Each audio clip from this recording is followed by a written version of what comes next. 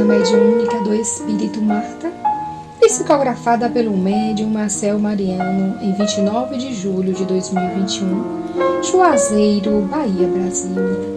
Atribui-se ao eminente jurista austríaco Franz von Liszt a criação e consolidação da Escola de Marburgo, na Alemanha, na segunda metade do século XIX, juntamente com dois grandes amigos e estudiosos do direito penal. O notável trio de juristas tornaria a criminologia um verdadeiro tratado da ciência penal, buscando não somente fornecer elementos para a cuidadosa investigação em torno da conduta delitiva do criminoso, como buscaram elucidar e tratar as causas que fomentam a natureza violenta e arbitrária do ser humano. Para o eminente penalista, não bastava equipar o Estado de condições para punir as condutas criminosas. É necessário identificar e erradicar as matrizes que fomentam os comportamentos delituosos. Desde o Código de Hammurabi, atravessando o Deuteronômio e a Boa Nova de Jesus, o comportamento desviado e ilícito jamais gozou de condescendência legal, filosófica ou religiosa, sendo sempre reprovada perante os estatutos da época. Mas somente com a edificação do Estado moderno foi que coube ao ente jurídico público o direito de investigar e julgar a conduta criminosa, aplicando a ação correspondente. Se nos adentrarmos na intimidade da criminologia, tema que cabe aos modernos juristas sua ampla interpretação, identificamos no espírito imortal as matrizes morais de sua conduta perante si mesmo e diante do outro. Ninguém renasce fadado ao crime, ao comportamento criminoso.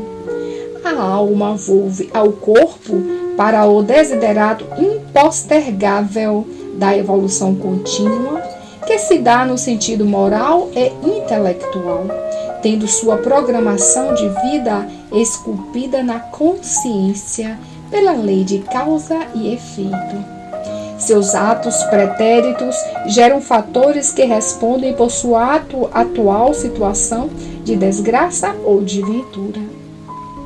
Seu comportamento presente está fortemente ligado aos atavismos da conduta adotada em experiências anteriores, sofrendo na atualidade a influência de variantes que a podem agravar, dificultar ou facilitar, entrando em cena o ambiente familiar, a educação recebida, as condições sociais impostas, dentre outros fatores. A experiência humana é alta concessão divina para que o ser retorne ao cenário de seus equívocos, buscando reajuste e reparação dos delitos praticados deles, extraindo lições para seu crescimento pessoal no rumo da plenitude. Almas ainda inseguras, condutas fragilizadas e o cultivo da ilusão material criam cortinas de fumaça que embaçam a visão mais clara da vida, experimentando o ser nas suas lutas contra as paixões nele acrisoladas. Indispensável que ao lado do direito penal, a ciência médica, a filosofia e a ética estabeleçam mais dilatados horizontes de estudo para a compreensão do espírito imortal que somos, atravessando as procelas materiais em busca de nossa redenção moral.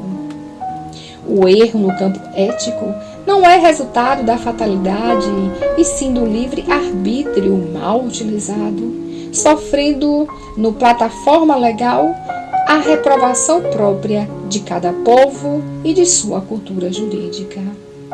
Perante as leis divinas esculpidas na consciência, o ser não é mau. É um doente, credor de compaixão e assistência adequada para que se liberte da ignorância que ainda o caracteriza, avançando nas trilhas de sua emancipação dos grilhões que o atam ao primitivismo moral. Deus não castiga, nem perdoa. Essas são características típicas da natureza humana. A sabedoria excelsa confere a cada um, por leis inderrogáveis e eternas, o resultado de suas próprias obras. Dessa forma, o homem é artífice de sua desdita ou de sua felicidade, fruindo serenidade ou inquietação conforme a conduta que adote perante a própria vida e seu semelhante. Suas prisões são íntimas.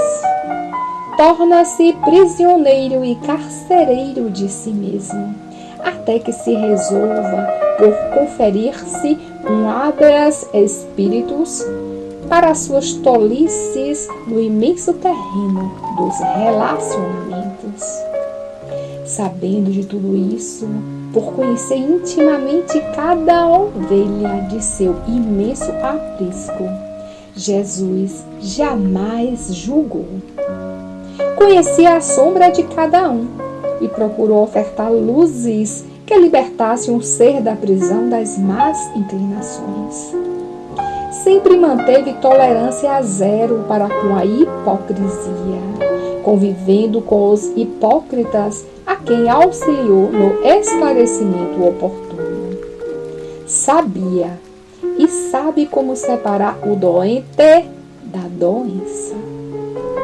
No cenário atual de penitenciárias lotadas, tribunais e fóruns no limite de suas capacidades de lidar com tantos caracteres tortuosos e criminosos, somente o investimento maciço na educação poderá nos alforriar do mecanismo de punir sem corrigir na matriz geradora dos delitos. O Estado, ainda administrado por uma visão atrofiada do ser, investe largas somas na construção de cárceres e presídios que isolam o calceta que desequilibrou a sociedade, mas não despertou ainda para a urgente política pública de se construir escolas que promovam a educação das massas, as imunizando pelo conhecimento contra o contágio do mal. Onde estejas e com quem convivas, promove o bem, e mesmo à custa de sacrifícios inauditos, conserva-te na retidão moral ante o cumprimento dos deveres que te caibam nas linhas do mundo. Para onde fores depois da morte, estes predicados falarão por ti com mais eloquência do que qualquer discurso, te ofertando acesso à vida maior. E toda conduta equivocada encontrará na própria terra o purgatório de seus inadiáveis resgates.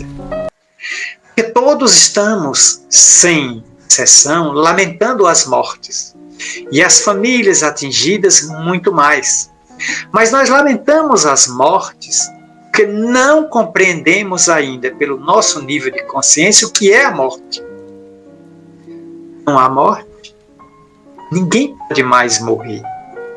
Depois que a divindade determina a criação do espírito em um estágio que nós não podemos precisar, nunca mais ele morre, o espírito, porque ele é dotado de uma herança divina que nos é absolutamente extraordinária e não pode ser mais removida do nosso contexto de evolução. É uma herança perene, a imortalidade. imortalidade da alma. Nunca mais poderemos ser mortos. Mas e o corpo? O corpo não sou eu. Eu estou no corpo. Eu não sou o corpo. Eu estou.